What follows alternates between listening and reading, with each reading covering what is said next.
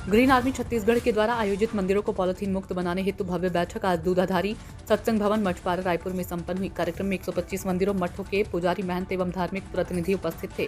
कार्यक्रम की अध्यक्षता परम पूज्य महंत रामसुंदर दास जी महाराज ने की, जिन्होंने अपने उद्बोधन में कहा कि मंदिर केवल पूजा स्थल नहीं, समाज को दिशा देने का केंद्र है। जब मंदिर पॉलिथीन मुक्त होंगे तो समाज भी प्रेरित होगा। ये केवल सफाई का नहीं बल्कि संस्कार और संस्कृति की शुद्धता का भी अभियान है। हर श्रद्धालु के संकल्प लेना चाहिए कि वह पूजा सामग्री बिना पॉलिथीन के लिए ही लाएं। ग्रीन आर्मी का प्रयास वास्तव में धर्म और पर्यावरण दोनों की रक्षा का संगम है। कार्यक्रम का स्वागत उद्बोधन ग्रीन आर्मी छत्तीसगढ़ के प्रदेश अध्यक्ष एवं संस्थापक अमिताभ दुबे ने किया। उन्होंने कहा कि हम पिछले 8 वर्षों से पर्यावरण संरक्षण, पर्यावरण वृक्षारोपण और स्वच्छता की दिशा में कार्यरत धार्मिक समुदाय के साथ ये ऐतिहासिक पहल छत्तीसगढ़ के मंदिरों को पॉलिथीन मुक्त बनाने की दिशा में मील का पत्थर साबित होगी। जब धर्म और पर्यावरण के एक साथ खड़े होते हैं तो परिवर्तन निश्चित होता है। विनोद खेदुले की रिपोर्ट। मैं अमिताभ दुबे, ग्रीन आर्मी के प्रदेश अध्यक्ष।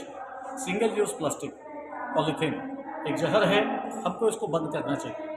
ये कागज़ों में तो बंद जरूर हो गया है, लेकिन जब हम ज़मीनी स्तर पर देखते हैं तो शायद कोई गली, कोई गांव, कोई बाजार, कोई मोहल्ला, कोई घर ऐसा नहीं है जहां पॉलीथीन ना हो। इसको अलग अलग स्तर पे हमने समाज के माध्यम से, NGO के माध्यम से, जन जागरण के माध्यम से, स्कूल और कॉलेज के माध्यम से हमने इस पर खूब काम किया विगत 8 वर्षों में।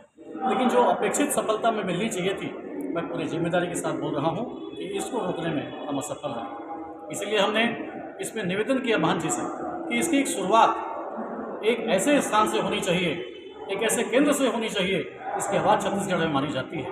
महंत रामसुंदर दास जी तो दूधाधारी मठ के महंत हैं, महाराज हैं, उनके माध्यम से आज के कार्यक्रम में पूरे राष्ट्रीयगण आए हुए हैं और सबसे ग्रीन आर्मी की तरफ से यह आग्रह किया जाएगा कि अपने अपने स्थानों में प्लास्टिक का वो प्रतिबंध करें, क्योंकि प्लास्टिक से मानव को तो जो नुकसान होता ही है, साथ हमारे धरती माता को, विशेषकर गौवंशियों को इससे विशेष नुकसान होता है, क्योंकि प्लास्टिक कभी गलता नहीं, पचता नहीं है और गौ माता फल के या किसी के साथ खा लेती है खाद्य पदार्थ साथ में, तो वह प्लास्टिक उनके पेट में जमा होते जाता है और समय कैसे आता जाता है, उनकी मृत्यु हो जाती है।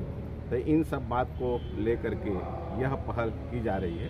अभी मठ मंदिरों से आग्रह हम लोग कर रहे हैं, फिर रायपुर शहर में, फिर पूरे प्रदेश में हम आग्रह करेंगे और जन जागृति के माध्यम से प्लास्टिक का पूर्णतः प्रतिबंध हमारे छत्तीसगढ़ में हो।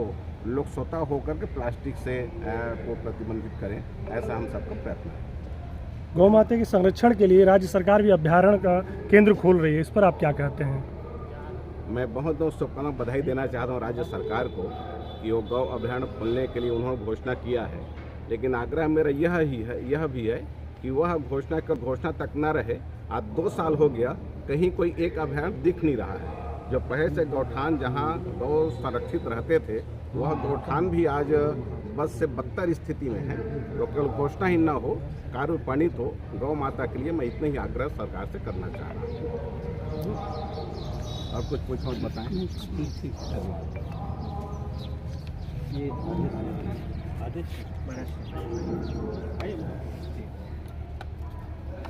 तो हर अड़िया नीचे रहा, तो अड़िया ढंग से लगाया करो।